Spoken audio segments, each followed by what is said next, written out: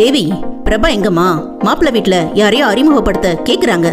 கீழே ரிசப்ஷனுக்கு போயிருக்காருன்னு சொன்னாங்க மாமா, நான் பாத்துட்டு வந்துடுறேன் என்றவள் வெளியே வந்தாள். லிப்டில் இறங்கி கீழே சென்று ரிசப்ஷனில் விசாரிக்க போன் வந்தது உண்மைதான், பேசிட்டு போயிட்டாரே என்றதும் மேலும் குழம்பினாள். மீண்டும் மேலே வந்தவளுக்கு ஒருவேளை ரெஸ்ட் ரூம் போயிருப்பாரோ என தோன்ற ஓரமாயிருந்த ரெஸ்ட் ரூம் பக்கமாய் நகர்ந்தாள். ஜென்ஸ் அறைக்குள் எப்படி போவது?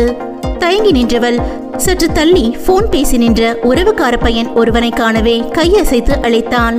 சதீஷ், இங்க கொஞ்சம் வா. அவள் குரலை கேட்டவன் அழைப்பை துண்டித்து விட்டு வந்தான். என்னக்கா? சதீஷ், மாமாவை எல்லா இடத்துலயும் தேடிட்டேன், காணோம். ஒருவேளை ரெஸ்ட் ரூம்ல இருக்காரான்னு தெரியல, பார்த்து சொல்லேன். சரிக்கா என்றவன் ஆண்கள் உருவம் பதித்த கதவை திறந்து கொண்டு உள்ளே சென்றான். அடுத்த நிமிடத்தில் உள்ளிருந்து அந்த பையனின் அலறல் குரல் கேட்டது. சதீஷின் அலறலை தொடர்ந்து பதட்டமாய் உள்ளே ஓடிய தேவியின் கண்கள் நிலை குத்தி நிற்க, அழகிய லிப்ஸ்டிக் இட்ட உதடுகள் அதிர்ச்சியில் திறந்து என ஹை டெசிபலில் கத்தியது.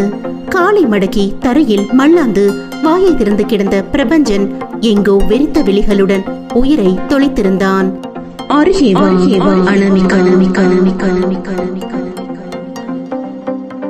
பேரி கொஞ்சம் திகிலா இருக்குல்ல? விரைவில் நம்ம லதா பைஜு ஆடியோ நாவல் சேனல்ல எனது குரலில் கேட்க தயாரா இருங்க. அப்புறம் இன்னொரு விஷயங்க, கதையின் சுவாரஸ்யத்தை கூட்டும் வகையில் ஒவ்வொரு எபிசோட்லயும் சில ஸ்பெஷல் எஃபெக்ட்ஸ் ஆட் பண்ணிருக்கோம். அது என்னன்னு நீங்களே கதையை கேட்டு தெரிஞ்சுக்கோங்க.